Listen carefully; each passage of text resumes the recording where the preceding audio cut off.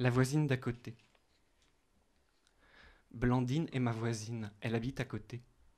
Ce n'est pas loin. Il y a moins d'1 mètre entre sa porte et ma porte qui voisine. Je pisse dans mon chiotte-broyeur et j'entends un bruit. De l'autre côté du mur, ça a l'air de venir de là. Dans le doute, j'arrête de pisser, je recule d'un pas et je passe la tête par la fenêtre de mon cagibi. Je vois bien les fenêtres des autres cagibis du 6e étage, à ma droite, à ma gauche et en face de moi. Une seule fenêtre est éclairée, elle est en face de moi. Mais je ne sais pas si elle donne sur un cagibi ou sur le couloir de l'étage. J'hésite encore. Longtemps j'ai cru que quelqu'un habitait la fenêtre en face, qui était éclairée. Mais en fait, c'était moi qui l'avais éclairée. Je venais de rentrer, je crois, et c'était le couloir sur lequel elle donnait, oui, la fenêtre, oui, que j'avais éclairée. Dans l'angle droit, seule brèche dans l'immeuble vu d'ici, je vois toujours, au loin, immuable, la lumière de l'usine avec sa fumée. Mais pas de bruit, aucun. Il ne vient pas de là, le bruit, et je retourne pisser. Je pisse. Je suis debout, j'entends toujours le bruit. Ça doit donc venir de devant moi, de l'autre côté du mur. J'inspecte le chiotte-broyeur, ses conduits et ceux de la douche qui voisinent. Je les écoute. Mais non, ce n'est pas ça. C'est derrière le mur, chez la voisine. Je pisse dans mon chiotte-broyeur et j'écoute le bruit. Pas celui de ma pisse qui pénètre l'eau du chiotte, mais l'autre. On dirait le bruit d'un souffleur, d'une pompe, de quelqu'un qui gonfle un matelas. On dirait le bruit de quelqu'un qui gonfle un matelas gonflable, et pas avec la bouche, mais au pied avec un souffleur. Wing, wing, comme au camping, dans le jardin, la plage, devant la maison vidée des parents, pour le week-end, pour une semaine ou 2 ou 3, pour les vacances. On dirait qu'on gonfle un matelas de l'autre côté du mur, mais là j'entends un bruit humain, un souffle. Je me dis, ce n'est pas possible, c'est mécanique, on dirait un souffleur le bruit. Le bruit, non, pas le souffle, non, pas le bruit humain, de bouche, non, le bruit de pied, le premier bruit. Le second bruit, lui, le bruit de bouche, le souffle. Il n'a pas l'air pourtant, je me dis. Non, il n'a pas l'air de le prendre, le pied. Ça ne coïncide pas. C'est pas possible. On dirait qu'il gonfle un matelas. Est-ce que je mécanique comme ça, je me dis. Le pied. Ce doit être un vieux clic-clac. Presque on dirait c'est avec des ressorts. Et ce doit être avec ressort. Mais même, j'ai sûrement déjà niqué mécanique comme ça. Tiens, oui, je me rappelle. Oui, mais pas comme ça. S'il te plaît, non. S'il te plaît, pas comme ça. Non. Le pied, oui. Oui, oui.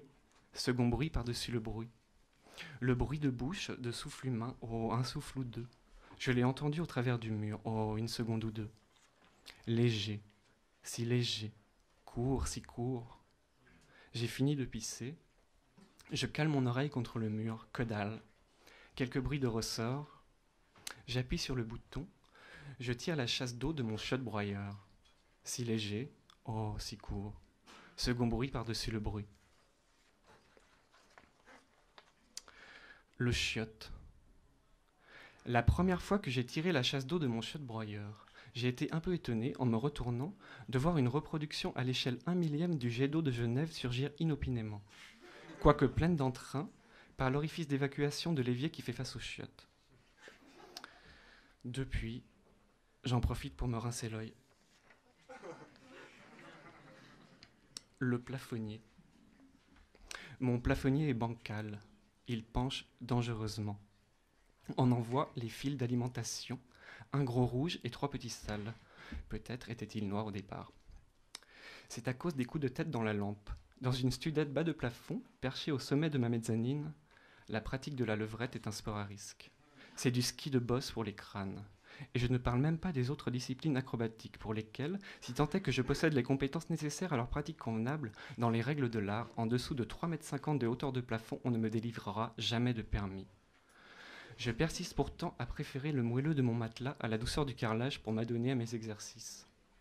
Les parents m'ont trop bien éduqué, ça les fait fuir. Ils continuent malgré tout à m'envoyer un chèque de temps en temps, les filles aussi.